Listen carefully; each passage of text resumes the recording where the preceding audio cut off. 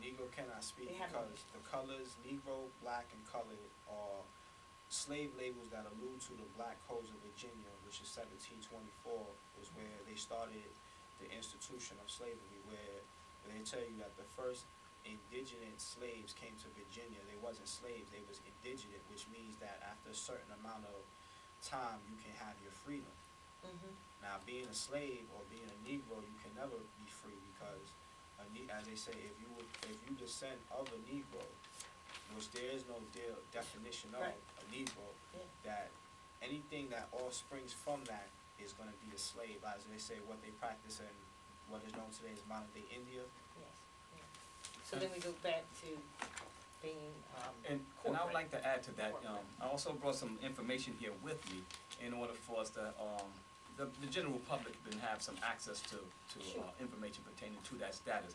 It's a book called The Legal Status of the Negro by Charles S. Mangum, Jr. This book right here, what it does is it addresses who is a Negro, as well as if you go into other nutshell books in law, you'll find out who is an Indian. These things are based upon blood. So because they use these things in regards to as far as blood is concerned, you have to understand that when you're dealing with the court situation, though we're in a modern day and time, that still those still systems still do apply today. And the reason how they apply is because of the statutory venue that they created in the 13th, 14th, and 15th Amendment. But the harshness of the terms are not used, but the practice is still being applied. This is why the slavery today is the prison system for the various different fines and offenses that individuals might get, even on a small scale.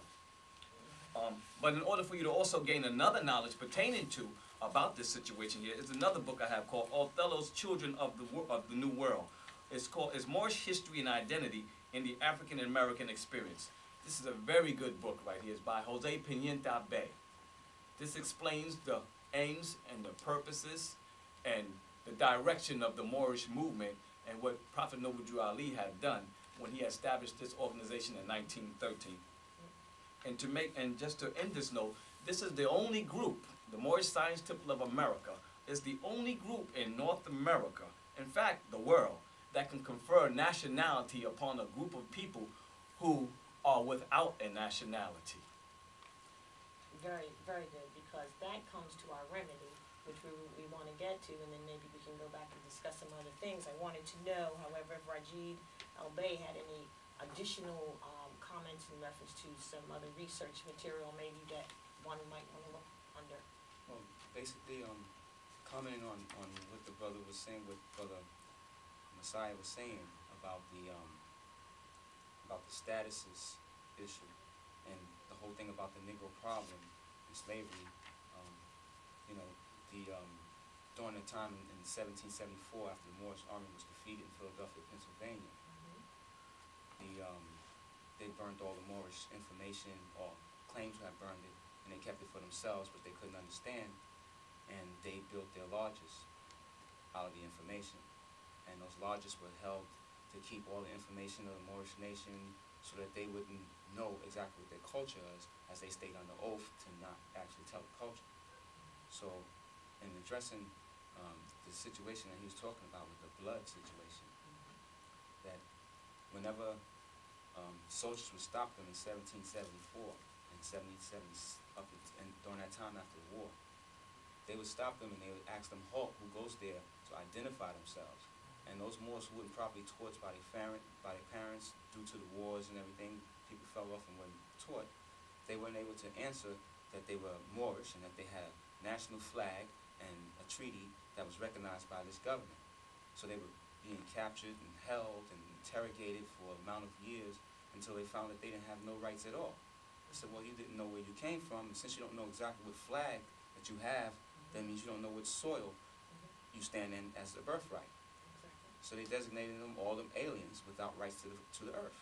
And that's why the Negro problem is a problem of people who are walking the earth and are aliens as they walk. And they have a flag that they can designate to say, well, I belong to China or I belong to the USA. They have no soil. People without soil can't eat without a code or a law or legislation. Well, actually, they do have a flag. once they claim their nationality. And if I could just, Yes, that's right. if I can have maybe Taj Trupe comment on that flag that they do have, and then we'll go into. This is the flag that's ancient and has flown over this land, northwest, southwest, central, or Mexam, that is known today in modern times as Northwest, Central, and Southwest Africa, which is known in in contemporary times as North America, Central America, South America, and the adjoining islands. It is a red flag with a 5-pointed green star in the center. It is ancient. It has flown over this land for over 50,000 years. So the real deal is, when they stole the flag and they suppressed the seal, and the seal that they suppressed is the Great Seal. Yes. Is the Great Seal. Which we'll probably put up. Is the Great Seal of the Moorish nation. You will see a version of that Great Seal on the back of the Federal Reserve note to the left. And you'll notice that no politicians speak under that Great Pyramid or that Great Seal. You will also recognize that that triangle or that Trinity principle symbol is used in the lodges in Masonry and is one of the most important symbols in Masonry, but no one speaks under it because the sovereign has been unseated, and the sovereign is these people, i.e. that think blindly that they're Negro, black, and colored, but they are the sovereigns of this land. And I'd like to add to it also, and that's one of the reasons why in the courtroom system, when you're dealing with the situation here, the platform that you stand upon is actually the 14th Amendment. But mind you, you must go back to the Dred Scott decision where Chief Justice Taney stated a Negro residing as a freed Negro or a free man in any of the several states could not be conferred state citizenship nor United States citizenship, even by virtue of his birth. And that being the situation here, today in modern times, though we may come up into, like, let's say you have court situations and things of that nature, the platform that you're standing upon is the same status that they gave you from the Dred Scott, because they stated that they set the Dred Scott to the side and create the 1866 Civil Rights Act, which is also known as the 1871 Ku Klux Klan Act, which deals with the legislative rights of this type of group or those who accept those principles and those names. But we also, in order to address this problem, we have a right to challenge that and to change that situation. Because when we come up into these courtrooms or when we deal with things in society, there is already a presumption, and this is where the Negro thing comes into play. It's a presumption that a person is what they say they is. So until it is challenged or rebutted, then you are subject to all of the rules and regulations that governs the status of that particular group. So this is why we as Moorish Americans, by being connected to the Moorish Divine National Movement and the Moorish Science Temple, have proclaimed our nationality. And it teaches us in our divine constitution that we must teach them that they are not black, Negroes, nor coloreds. So when you enter a courtroom or you enter any kind of situation here, you automatically presume the Negro until you challenge the jurisdiction. And this is why you automatically rush through and sent to prison, and that's the end of your situation, and you're fined. But the purpose of the nationality is to challenge the authority of the individual, because we're saying that we're indigenous to this land. In order to be indigenous, you also have rights, you have benefits, and you have privileges as well as immunities. But you must know how to assert them. And it comes to proclaiming a nationality, but now you're not standing on the platform of a 14th Amendment citizen, but you're standing now on a sovereign citizen of the world, but coming through the Moorish Science Temple of America. Absolutely. Now, it's time that we hear, in fact, that segues us right into nationality and the Moorish Science Temple of America. We need to hear from Grand Sheik Noble Mature El-Bey. He's the Grand Sheik of the Great Seal Circle 7 Moorish Science Temple of America in the Asbury Park territory, because that's part of our remedy, and then we can discuss part of that remedy. So, Grand Sheik Nature El-Bey. Yes.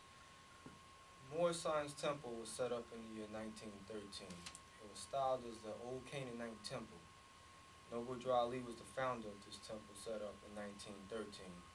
And it was set up as a civic organization to teach our people those things that was necessary to make them better citizens. Now, one thing we must understand about citizens, the word citizen means member, or member of. So therefore, when we say citizen, there's a classification. And as my brothers were saying, there's two classes of citizens here. And ones we need to know is subject is a class of citizen, which is a status, and you have sovereign and you have